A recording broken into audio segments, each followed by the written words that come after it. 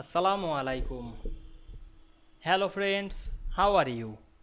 Welcome back to my another video. In this video, I am going to show you how to make borderless text box in Microsoft Publisher. Let's get started. Firstly, we have to open a Publisher document. Now we want to make a borderless text box.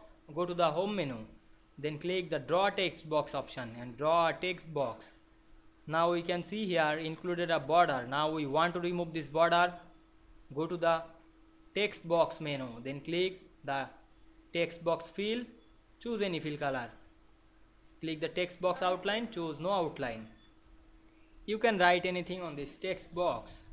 To check this text box, then click another, and now we can see here this text box are not available the border. I hope you enjoyed the video. Please like, comment, share and subscribe my channel. Thanks for watching.